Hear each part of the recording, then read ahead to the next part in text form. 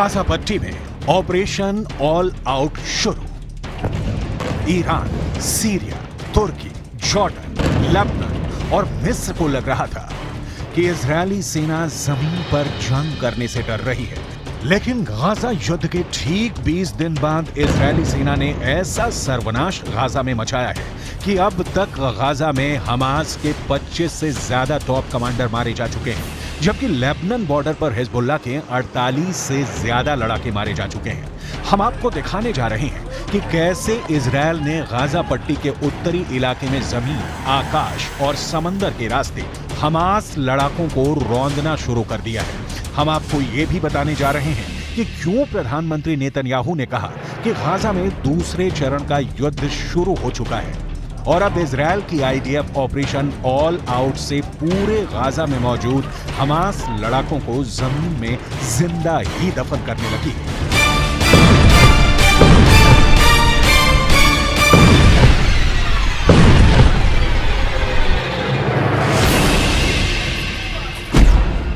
जिंदा दफन कर दिए गए हमास कमांडर। 7 अक्टूबर के बाद से हमास लड़ाकों को इजरायली सेना ने एक भी मौका नहीं दिया है कि वो इजरायली सेना और नागरिकों को तबाह और बर्बाद कर पाएं। 3 हफ्ते से ज्यादा की जंग में 9500 से ज्यादा लोग मारे जा चुके हैं। 1405 इजरायलियों की मौत हो चुकी है, जबकि इजरायली सेना के 321 जवान मारे जा चुके हैं। वहीं हमास लड़ाकों और फिलिस्तीनियों की मौत का आंकड़ा 8000 से ज्यादा हो चुका है। ये मौतें तो सिर्फ ट्रेलर है, असली सर्वनाश 18 घंटे पहले शुरू हो चुका है। इजरायल की आईडीएफ ने ऑपरेशन ऑल आउट के जरिए जो विनाश लीला गाजा पट्टी के उत्तरी इलाके में शुरू की है, वो वाकई में रूह को कपा देने के लिए काफी है। देखिए इजरायली सेना कैसे गाजा में बड़ी इमारतों के नीचे मौजूद हमास की सुरंगों में मौजूद लड़ाकों को जिंदा ही दफन कर रही है।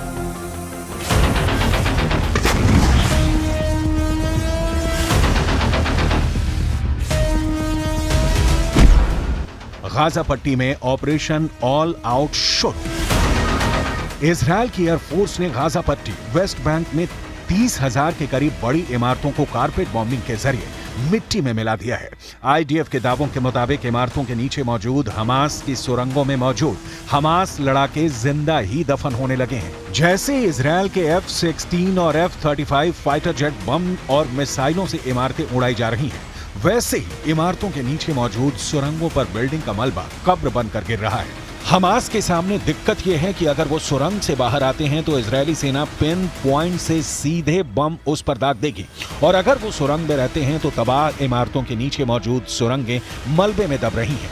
आईडीएफ के मुताबिक अब सुरंगों में मौजूद कम से कम हमास के 25 टॉप कमांडर और उनके पूरे परिवार मारे जा चुके हैं, जबकि 500 के करीब हमास लड़ाके जिंदा ही सुरंगों में दफन हो चुके हैं, जो अब कभी भी सुरंगों से बाहर नहीं निकल पाएंगे।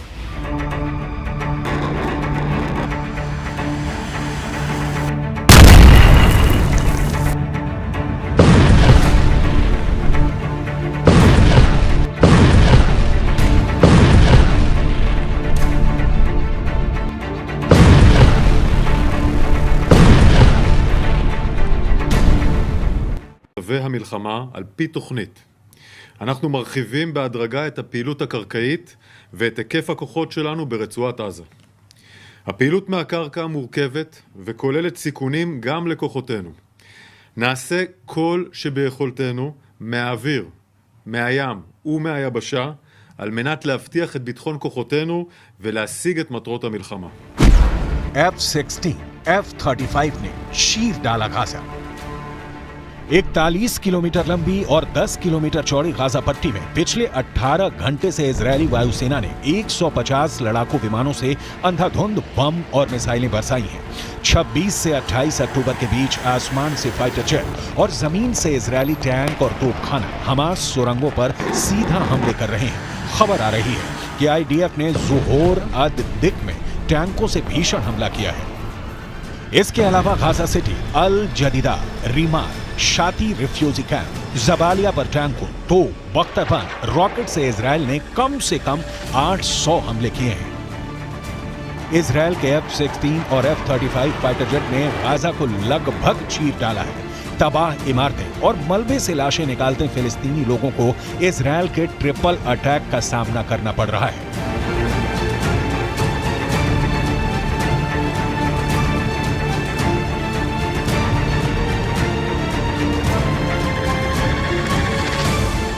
نتمنى من الله يعني ربنا يحن علينا وتوقف هالحرب. تبهدلنا يعني تبهدلنا كثير، احنا مش حمل اللي بصير فينا، جد احنا مش حمل، يعني اللي بصير اكثر من طاقتنا، اكبر من طاقتنا. اجبال بتتحملوش، اجبال بتتحملش اللي احنا عايشينه. يعني اقول لك احنا وصلنا لمرحله نقول يا ريت ضلينا غاد وقعت الضر علينا وموتنا وارتحنا. दूसरा चरण शुरू, गाजा में 10 गुना खून खराबा। इजरायल में जंग के दूसरे फेज की शुरुआत हो चुकी है। इजरायली सेना गाजा में घुसकर हमले कर रही है। प्रधानमंत्री नेतन्याहू ने साफ कहा है कि यह इजरायल की आजादी की दूसरी लड़ाई है। इजरायलियों को लंबे और कठिन अभियान के लिए तैयार रहना होगा। नेतन्याहू ने साफ कहा है कि जंग में हमारा मकसद एकदम साफ है। हम हमास को खत्म करके बंधकों को वापस घर लाएंगे। हमास हमले से बचने के लिए आम लोगों को ढाल बना रहा है। हमें मानवता और अपने अस्तित्व की रक्षा के लिए हमास को जड़ से मिटाना होगा। यही वजह है कि गाजा में इस वक्त 10 गुना मौतें होना शुरू हो चुकी हैं। गाजा की तबाही देखकर 22 मुल्कों से बनी अरब लीग ने इजरायल को बहुत बुरे नतीजे भुगतने की चेतावनी दी है। वहीं दूसरी तरफ तुर्की के राष्ट्रपति एर्दोगन ने इस्तांबुल में एक प्रो फिलिस्तीन रैली के दौरान कहा था कि वो इजरायल को वॉर क्रिमिनल घोषित करने की तैयारी कर रहे हैं। एर्दोगन ने साफ कहा है कि गाजा में जो कुछ भी हो रहा है उसे देखते हुए हम दुनिया के सामने इजरायल को युद्ध अपराधी घोषित करेंगे।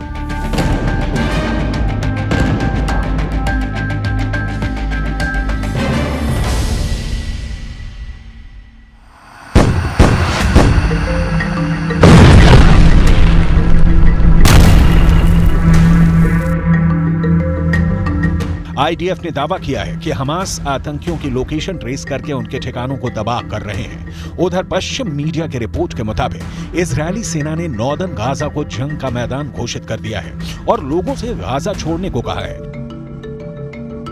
इजरायली सेना ने गाजा पट्टी में हवा से पर्चे फेंके हैं। पर्चों में लिखा है कि उत्तरी गाजा से तुरंत निकल जाओ, क्योंकि अब पूरे उत्तरी गाजा में कॉर्पेट बॉम्बिंग शुरू हो चुकी है। يحاولون تطهير عرقي للشعب الفلسطيني الذي يملك العزة والكرامة. نحن في هذا المعسكر يعني كلنا عائلة واحدة، يعني جماعة طيبين، يعني يصحوا على صلاة الفجر لم يصحوا على الأذان بل صحوا على صوت الصاروخ ينزل على منزله। दूसरा चरण शुरू, गाजा में 10 गुना खून खराबा। इजरायल डिफेंस फोर्सेस के chief of defence staff Herzi Halevi ने 4 मिनट के एक वीडियो में दावा किया है और कहा है कि इजरायल सेना युद्ध के अगले स्टेज में आगे बढ़ रही है। आईडीएफ के चीफ हलेवी ने दावा किया है कि इजरायल के सबसे अच्छे सैनिक और कमांडर गाजा में ग्राउंड पर हैं और पिछले कुछ दिनों से इजरायली सेना ने हमास के कमांडरों को निशाना बनाना और उन्हें खत्म करना जारी रखा है। खबरों के मुताबिक आईडीएफ के 150 फाइटर जेट्स ने 72 घंटे के अंदर 5000 से ज्यादा हमले गाजा पट्टी में किए हैं। 27 अक्टूबर की रात हुई भयंकर बमबारी में गाजा में 150 से ज्यादा अंडरग्राउंड सुरंगें पूरी तरह से तबाह हो गई हैं, जिसमें दर्जनों हमास लड़ाके मारे जा चुके हैं।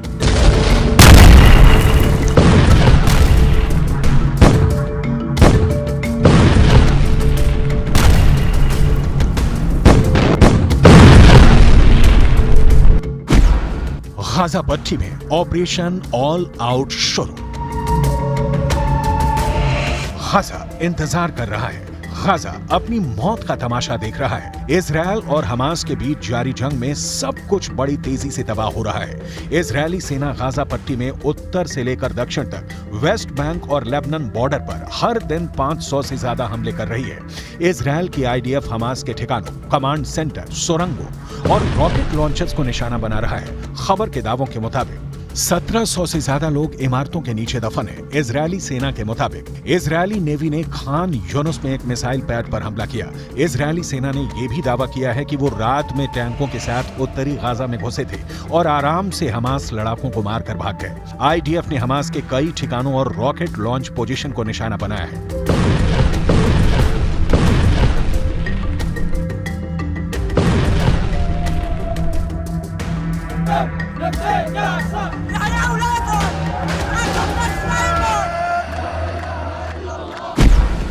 F-16, F-35 ने चीर डाला गाजा।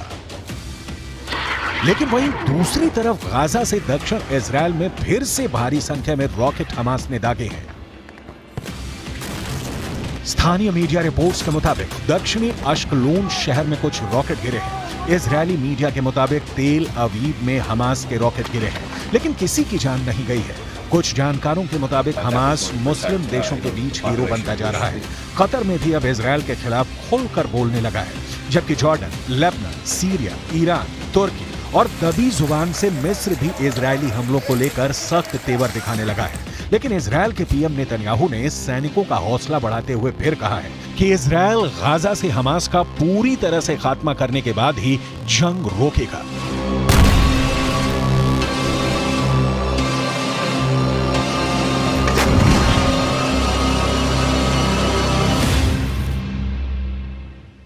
המלחמה בתוככי הרצועה תהיה קשה וארוכה, ואנחנו ערוכים לכך.